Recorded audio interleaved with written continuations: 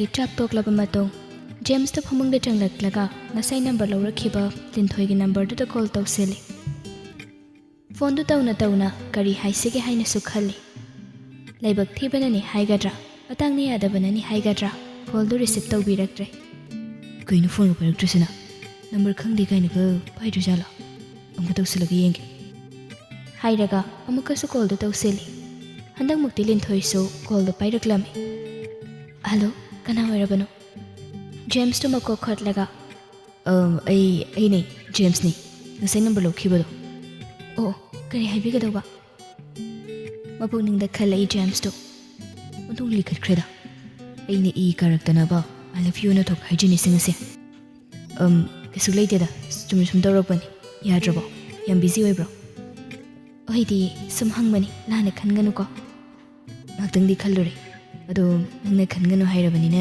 ꯑꯩ ꯈꯜꯂꯔꯣꯏꯒꯦ ꯑꯁ ꯋꯥꯔꯤꯗꯤ ꯆꯥꯛ ꯆꯥꯔꯕꯣ ꯑꯩꯈꯣꯏ ꯂꯤꯟꯊꯣꯏꯕꯣ ꯆꯥꯔꯦ ꯅꯪꯗꯤ ꯆꯥꯔꯕꯣ ꯆꯥꯔꯦ ꯇꯣꯛꯄꯒꯅꯤ ꯐꯣꯟ ꯇꯧꯔꯛꯏꯁꯦ ꯀꯩ ꯃꯊꯦꯜ ꯆꯥꯔꯕ ꯉꯁꯤꯗꯤ ꯏꯔꯣꯝꯕ ꯑꯣꯏꯅ ꯇꯧꯔꯦ ꯅꯣꯏꯒꯤꯗꯤ ꯑꯩꯒꯤꯗꯤ ꯀꯥꯡꯁꯣꯏ ꯑꯣꯏꯅ ꯇꯧꯔꯦ ꯑꯗꯨ ꯂꯤꯟꯊꯣꯏ ꯑꯩ ꯋꯥ ꯑꯝꯇ ꯍꯥꯏꯒꯦꯅ ꯅꯪ ꯑꯩꯉꯣꯟꯗ ꯂꯥꯟꯅ ꯈꯟꯒꯗ꯭ꯔꯣ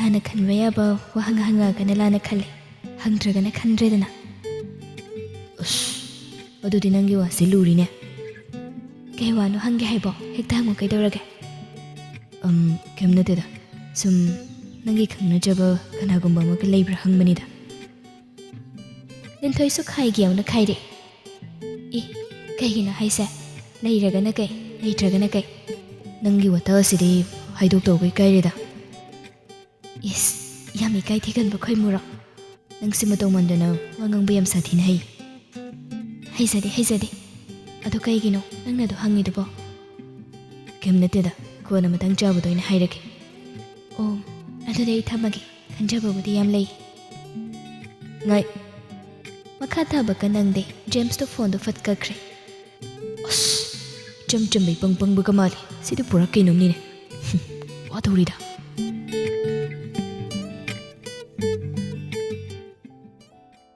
ꯍꯦꯝꯕꯒꯤ ꯃꯃꯥ ꯏꯕꯦꯝꯃ ꯏꯔꯩꯃꯅ ꯍꯥꯏꯕꯗꯒꯤ ꯂꯤꯛꯂꯥꯏ ꯑꯃꯗꯤ ꯊꯣꯏꯕ ꯃꯆꯤꯟ ꯃꯧꯄꯥꯗꯣ ꯍꯦꯝꯕ ꯍꯣꯏꯗ ꯂꯥꯛꯏ ꯁꯨꯃꯥꯡꯗꯨꯗ ꯂꯦꯞꯂꯒ ꯍꯦꯝꯕꯕꯨ ꯀꯧꯔꯛꯏ ꯂꯤꯛꯂꯥꯏꯅ ꯇꯥꯃꯣ ꯍꯦꯝꯕꯁꯨ ꯃꯄꯥꯜꯗ ꯊꯣꯛꯂꯛꯏ ꯂꯤꯛꯂꯥꯏ ꯅꯣꯏ ꯂꯥꯛꯑꯦꯗꯅ ꯆꯪꯉꯨ ꯃꯅꯨꯡꯗ ꯐꯝꯁꯦ ꯑꯍꯨꯝꯗꯨ ꯄꯨꯟꯅ ꯃꯅꯨꯡꯗ ꯆꯪꯃꯤꯟꯅꯔꯛꯏ ꯂꯤꯛꯂꯥꯏ ꯐꯝꯃꯨ ꯊꯣꯏꯕ ꯁꯤꯗ ꯐꯝꯃꯨ ꯏꯔꯩꯃꯁꯨ ꯊꯣꯛꯂꯛꯇꯨꯅ ꯁꯣꯐꯥꯗꯨꯗ ꯐꯝꯃꯤ ꯂꯤꯛꯂꯥꯏ ꯑꯃꯗꯤ ꯊꯣꯏꯕ ꯏꯔꯩꯃꯅ ꯍꯥꯟꯅ ꯈꯪꯂꯕꯅꯤ ꯑꯗꯨꯕꯨ ꯈꯪꯗꯕ ꯁꯥꯔꯒ ꯕꯦꯝꯃꯒꯤ ꯃꯤꯡꯗꯨꯕꯨ ꯀꯔꯤꯑꯕ ꯂꯤꯛꯂꯥꯏꯗꯨ ꯉꯛꯂꯤ ꯏꯔꯩꯃꯗ ꯌꯦꯡꯂꯛꯏ ꯂꯠꯂꯠ ꯇꯧꯗꯨꯅ ꯂꯤꯛꯂꯥꯏ ꯍꯥꯏꯕꯅꯦ ꯏꯃꯥ ꯑꯣ ꯏꯕꯨꯡꯉꯣꯁꯤꯅ ꯏꯕꯦꯝꯃꯒꯤ ꯏꯄ꯭ꯋꯥ ꯅꯨꯄꯥꯗꯨꯔꯣ ꯍꯣꯏ ꯃꯥꯅꯤ ꯏꯃꯥ ꯏꯔꯩꯃ ꯅꯥꯀꯜꯗ ꯐꯝꯂꯤꯕ ꯃꯆꯥꯅꯨꯄꯥꯗ ꯍꯥꯏꯐꯦꯠ ꯌꯦꯡꯂꯛꯏ ꯑꯃꯨꯛ ꯂꯤꯛꯂꯥꯏꯗ ꯑꯣꯟꯁꯤꯜꯂꯒ ꯏꯕꯦꯝꯃꯗꯤ ꯃꯁꯛꯁꯨ ꯐꯖꯩ ꯑꯩꯈꯣꯏ ꯍꯦꯝꯕꯅ ꯍꯥꯏꯕꯗ ꯊꯕꯛꯇ ꯄꯨꯛꯅꯤꯡꯁꯨ ꯌꯥꯝꯅ ꯆꯪꯉꯤ ꯍꯥꯏ ꯍꯌꯦꯡ ꯇꯨꯡ ꯀꯣꯏꯕ ꯐꯥꯎꯕ ꯂꯣꯏꯅꯧꯀꯣ ꯏꯃꯥ ꯍꯌꯦꯡꯅꯦ ꯅꯣꯏ ꯇꯥꯃꯣꯒꯤ ꯂꯨꯍꯣꯡꯕꯗ ꯏꯆꯥꯒꯤꯁꯨ ꯕꯥꯔꯇꯣꯟ ꯌꯧꯔꯛꯀꯗꯧꯔꯤꯅꯤ ꯅꯆꯤꯟꯅꯥꯎꯄꯥ ꯄꯨꯟꯅ ꯂꯥꯛꯀꯗꯧꯕꯅꯤꯀꯣ ꯃꯥ ꯀꯥꯏꯗ ꯋꯥꯔꯤꯅꯣꯗꯨꯅꯃꯣ ꯑꯩ ꯅꯨꯄꯤꯒ ꯑꯝꯇ ꯂꯩꯇ꯭ꯔꯤꯀꯣ ꯂꯨꯍꯣꯡꯈꯤꯔꯣꯏ ꯂꯤꯛꯂꯥꯏ ꯅꯪ ꯑꯩꯈꯣꯏ ꯃꯥꯅ ꯍꯥꯏꯔꯤꯁꯦ ꯊꯥꯖꯔꯨꯅꯨꯀꯣ ꯑꯩ ꯂꯨꯍꯣꯡꯗꯧ ꯌꯥꯝ ꯋꯥꯠꯂꯤꯕ ꯑꯩꯈꯣꯏ ꯃꯥꯒꯤ ꯃꯇꯥꯡ ꯆꯥꯗꯕ ꯋꯥꯁꯦ ꯑꯗꯨꯝ ꯍꯧꯔꯗꯧꯅꯤ ꯑꯩꯅ ꯅꯪꯉꯣꯟꯗ ꯅꯅꯦꯒꯤ ꯃꯆꯦꯒꯤ ꯃꯆꯥ ꯑꯃ ꯂꯩ ꯍꯥꯏꯕꯗꯣ ꯏꯃꯧꯋꯣꯏꯅꯤ ꯍꯥꯏꯈ꯭ꯔꯕ ꯅꯠꯇ꯭ꯔꯣ ꯀꯗꯥꯏꯗꯩꯅꯣ ꯌꯥꯔꯣꯏ ꯏꯃꯥ ꯑꯩꯗꯤ ꯌꯥꯔꯣꯏ ꯍꯥꯏꯁꯤꯅꯀꯣ ꯃꯁꯛ ꯃꯁꯛꯁꯨ ꯐꯖꯅ ꯈꯪꯕꯁꯨ ꯅꯠꯇꯦ ꯍꯌꯦꯡ ꯃꯃꯤꯠꯀ ꯁꯦꯠꯄꯝꯃꯒꯗꯤ ꯑꯩꯗꯤ ꯂꯣꯏꯔꯦꯅꯦ ꯋꯥꯗꯨ ꯇꯥꯕꯗ ꯂꯤꯛꯂꯥꯏ ꯃꯈꯨꯠꯇꯨꯅ ꯃꯃꯤꯠꯇꯨꯗ ꯄꯥꯏꯔꯒ ꯌꯦꯡꯂꯛꯏ ꯏꯔꯩꯃꯁꯨ ꯍꯥꯏꯒꯦ ꯌꯥꯎꯅ ꯁꯦꯞꯇꯦ ꯃꯃꯤꯠꯁꯨ ꯁꯣꯏꯗꯦ ꯃꯆꯤꯟꯁꯨ ꯁꯣꯏꯗꯦ ꯀꯔꯤꯝꯇ ꯍꯦꯛ ꯁꯣꯏꯗꯦ ꯑꯩꯒꯤ ꯏꯃꯧ ꯑꯣꯏꯕꯗꯅꯦ ꯆꯞ ꯍꯦꯛ ꯆꯥꯏ ꯍꯥꯏꯔꯤꯁꯤꯅꯤ ꯍꯦꯝꯕꯗꯤ ꯈꯪꯖꯕ ꯅꯠꯇꯦ ꯂꯤꯛꯂꯥꯏꯕꯨ ꯃꯥꯒꯤ ꯊꯃꯣꯏꯗꯗꯤ ꯃꯃꯤ ꯇꯥꯕ ꯍꯧꯔꯛꯂꯕꯅꯤ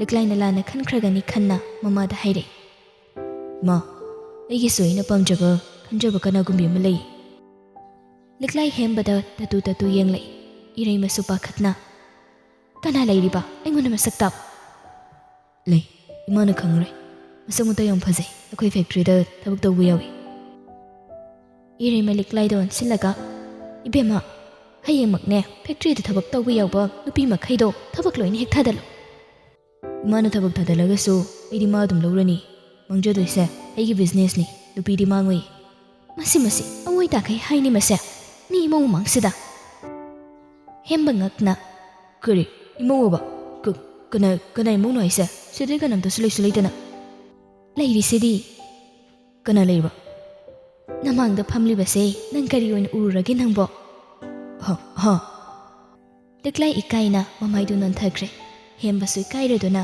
tapna imana hairisibu hey nahanong mga thongbi aina imo haiba nanegi machado liklay sinine ha keba usena haibu kedogi madude namana khanba nupibu ichabu pamdabrone hemba ikaireduna makokto hotlaga kuma sidiba hairaga pukhogatlaga magi katamna chenkhatkre irei madu noklaga chatkhriba machanupada yenglaga thida angauba sidi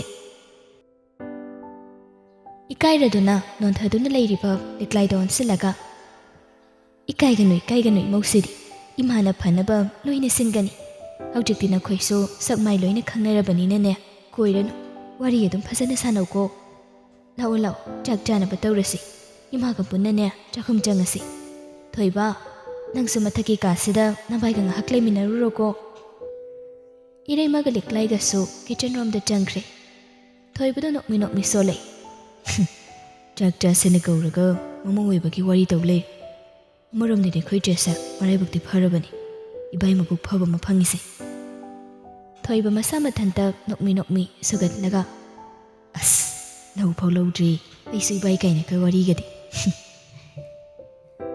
hairaga masu mathak thangba ka adomda kakhatli thoibana balcony adomda chatkibado hemman uhauraduna masu thoklaklaga balcony romda kare thoiba tamo nangbu school do kamain tawge adum nungai bro nungai tamo kan hona gadobani ko aina nangi damakta loina hona gani nangi haibabu lairik paba hona bakanba asimadi nangi na thawni ai tamo ai hona jage adom ai wam ta hangeni hangbiu tamo no jesibu nupaga koibro koidabani da tamo aina khangpada nupang phok koidrum hemba nokfet tawje adani noi jese maram yamoini makhadagi irei mana ibungo chak jana ba tawrasi launi noibo thoibuga kumtharo ko hoi ma thoiba lau chak chawrse hairaga ni dusu makhada punna kumthare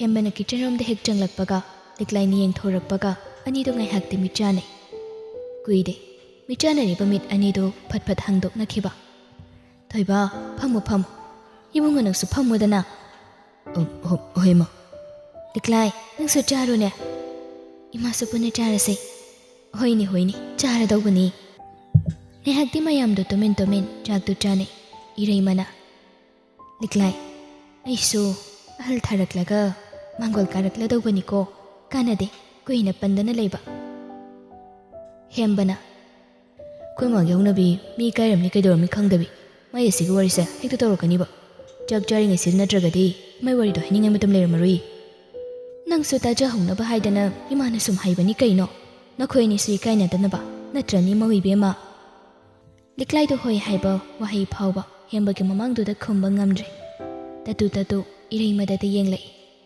irei masu nokfet tawna charo nga thongbaga do ima hapige hairaga matong phajaba khandana liklaigi pukhamado da hapire asumna numit nini homni asida liklai amadi hemba unaraga sukaubuda khautak janai mitka michana ba sungamde purengi su sop yausilakbana hembagi factory da James amadi mairaba makhoi hom punna lai mairabaga James kadi nakal amada laikre hembana isu thabaga tayate atoba khara yaugina khanbani tabak ne yadadana dum ngamdre saunu koida saudeda kedobi saudaino hayengdo ayedum ngantalagi hoini liklai purengi tungda phawraga chatkhiba nupiduda hembana kaurakbani liklai hairakpaduda puren langtaknaba amaga loinana tungon thoktuna yenglai nupiduna sir kai haibigadauba manager da Saturday gi aina haiba imanabigi haibado ready da leiron haikro hai sir Puren di mana uning liba misak koiram daba aduda nokmi hembadon silaga haire. Haying maga puna nandana lau ko. Hoida. Liklay do lag do na. Tamo, ising do ready oire, lawi bayarani. Angangani humda hairaga amto kono galo. Hoida mo. Hairaga liklay, jatke haina mamay heglay thokpaga hembana. Liklay. Horino nang thabak loiraga nang drena lawala khalage. Aduga ikhoy ni wari masu sasi. Hoida mo. Puren yengning ba phawru dabani. Adubu magi thamoida langtaknaba ma phawhali. Amadi tamo haiba wahi asida hena nupidugi masakto yengning hanbagi machaga ma oire. Puren do tungda lay thoklagi yenglay. Adubu mana lay thorakpadadi liklay su chattuna layrame. Maningda khak ubanina Puren thoina khanjilude. Somda James di phone da wari saraga nakalamada phamli. Mairabudu koi chali mayam thabak tawribodom da laklaga tawriba singa do yengli. Print tawriba bottle lama mairabane lakthoklaga yengsanabadu uraga. Hey, kaigino du lakthoga paisanarido bo thuna hapchilo. Mairaba khonjela da mamai du laithoklagi yenglei. Pritina hana hairakpani. Hairi se dadro bottle yam thuna hapchilo. Adu huge tawiro. Mairabadi hoi mai phawba haida khai adum Priti da yenglei. Mairabana munna yenglabadudadi Priti sumasada kari soirabanu khanna masa matomte yengjare. Kemta soiba yaudrabada Mairabagi mityengdu hainatraduna prap Mairabagi manak changsilaga khudom bioi kaioi makhut masa tawraga haire. Hey, ke mityengnu nangido bo aise nupini no shidrira. Mairabadu mong hada nokfet tawraga Nangonda yengbasibo miushitabu kawribima. Nupi yamada nangi mityeng chayengdo kanana yenglage ha. Handang muksu Mairabadu mak noklaga Asak fuzay na yengbibani kaino. Bakang amana laysabi amada asak fuzay kay ni yengbasibo mihuga jangba. Natraga nupa matsak fuzaba na yenglakpagi harawiro nanggisa. Priti Mairabagi karim na baman bawa doda tingtho kay sauray. Nanggisa yam na iba sabay waro ha. Ay sinupi ni kay naka usitabay waro ba nanggisa. Nupi mong respect daw badi hay gumbani suramo. Haduna ikoy nupi yangang diyang may sadjay. Kay ni bema nasak fuzay hayraga nang nadugam sawi na. Nang mapam sida kay daw balak no? Mapam sida lagpasibo maghainagadro nasana kangdro. Ising lagwada boyraga di asomda sidi tabak daw famni. Yare, nang jakrojo. Ay ni jakragi. Ado mingdu madi hayrawdana. Mingdu pawudi kangaga ay jarkiweba. Noy napakaw eh. Kari nupino na sibo. Ay sila ikolga matek yawda ba sibo. Ibe manang say thasi numita ka soy dana po ang gani. Thasi da pokera, tawan da pokera, purnima namita pokera. Pokom tokpa imana pokpirami. Nang nasaway da laaga na nainabiyo haydi. Yare, nang karato na mapamsa tadoga jakrochalo. Mairabadi karyam na bumaongda adumak haydi. Nangi tabak tawfum tawba tawgadi laydadana. Nupa masak fujabagi manaksida surusuray silagi saulangi sibo nangi say pamiro. Hey, nangko. Makut umasawa tawraga Priti do pendaba mina lakjaba sida. Pet tawraga magi tabak tawfum jatkre. Jatkrebi Priti da yenglaga Mairabana. Asi masu yayne. Nang masu Mairabagi tamoygi lista yatoksin madabani. Asi hairaga Mairabasu mapam adudagi thoklay. James na. Kaday dong maradaroy nang na. Sem pambi mapala layrami. Mahido bibiramba. Itang lagpadadi jarong yam pala nida. Purena. Adode hemba. Ako'y sumugchana badawragi. Hayingan talaw ko. Hoy. Ay susumlihawragi ko dode. Puren hoy suchat khiba doda hembalik lagi ka oiriba dom dalai. Thabak jinbibro khoigi mem sibo. Tamo. Yare leptraso adum phamo. Nokmi liklay su pham thare hembana. Haying usop chalu siro. Kanage kaida. Hojikda sing deliver tawkhiba aigi marupne haibado adugi. Oh, dalida. Mina burden sa tawrakana aina kamain chatoyno. Ay yawrisidi. Aigi girlfriend na sakta ke tawbani. Tamoina dum chatpiroda ay hawarigi. Sangga chawi manabani. Mi mayang matin ga dawribani. Ada iso aigi masak fajabi girlfriend sa yam ningba puraga chatningba. Tamo sima. Ado tamogi friendo kay thabak tawge. Sangga chawba haisibu same gi macharo. Nateda. Ado same ga budi adum contact line bani. Masu businessman mamingna Puren Singjamaidagi. Nangsu khamganida machin tumkhalakliba businessman aphawbani. Leklai dunga club henbata yenglai. Hembana yam phaba marubni pukchil su yam chawbani. Handak tha loramdai sida khoi marub kharana sagachaba home ama lei. Tha khudingi ngamjaba chaklena mamam acha ta khara khudol tamgadawri. Maduda nangsu punna yawse. Mafamduda leiriba angang ahal na singi punsi wari tabada miyoibai khoise makhal yam heba khangani. Leklaina tumin ungduna laikhibaduda haire. Kidori tumin leirade. Kem taude. Adudi ai horenu nungran tharage ko. Ai tamo.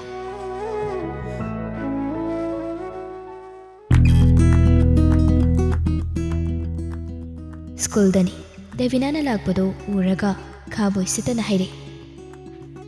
Aigi nungsiba wiya bidabagi mahi oina haujikti nupa aduna su hundokpiramle. Numit kharani di thakpa chaba yade haina taida.